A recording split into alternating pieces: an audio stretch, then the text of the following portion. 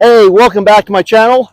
Thank you for being here. If you're one of my subscribers, thank you for subscribing. I hope you do share it with your friends and let more people hear what I've got to share. Now, I'm back to my original plan of taking a walk in the park and sharing my thoughts to my kids.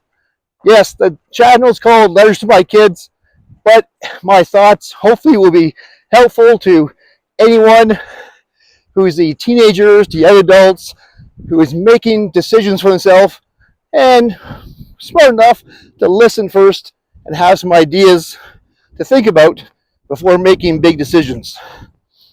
Now, this thought I'm going to share is actually about decision making. How do we do it? Now, of course, there's a whole range of ideas we have to make decisions on. All choices have consequences, so it's serious to think about it for a moment. Now, of course, some decisions are just going to be impulsive. Not a big deal. You can stop the grocery store, pick out a few things you like. Not a big consequence. You'll either eat it now or eat it later. You'll get to it.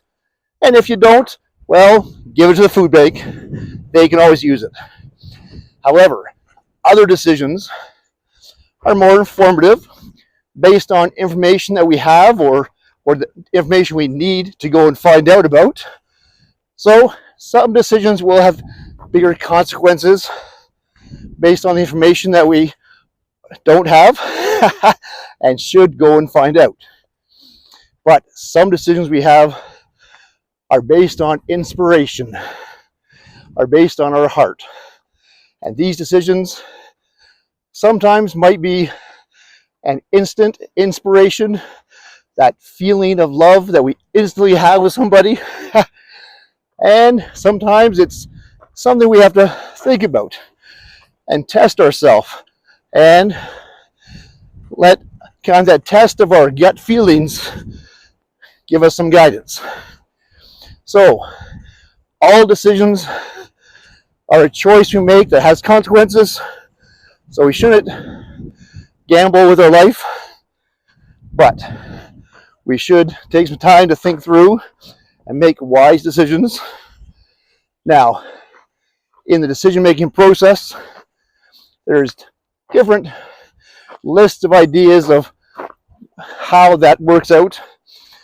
Very simply, I'll tell you, the original idea is get ready, aim, fire. Well, that's good. We do need to get ourselves ready. We do need to think through what we're doing, focus on the target, and then take action and do it. Now, there's one more step in that. See, part of the problem with that sometimes is we get hung up on the getting ready, and we take too much time to get ready.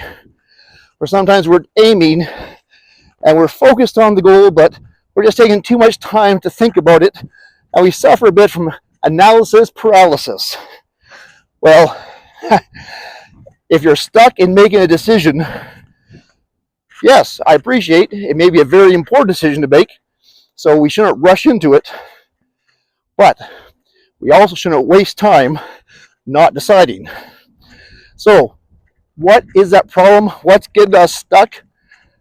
Well, we all face it to some degree, no matter what the decision.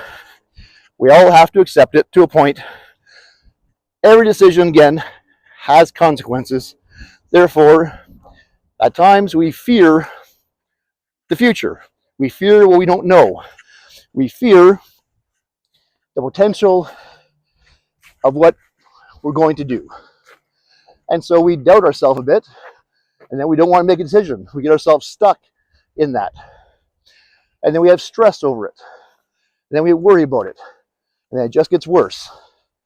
So, if you're stuck in making a decision, if you're stressed about it, if you're not willing to actually say what you want and go and do it because you're fearful of what might happen, well, I understand.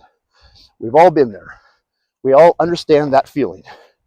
But I got to say, the Nike theme of just do it does apply to a point. And you know what? We do have to sometimes just take a chance and do it.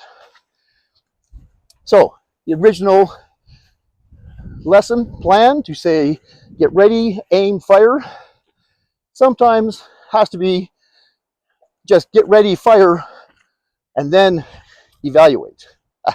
Now, if we are talking about guns, don't take me literally, but if you are talking about your decisions, sometimes we have to step out and try, and then test it, and evaluate it, and try it again, and learn from what we just did.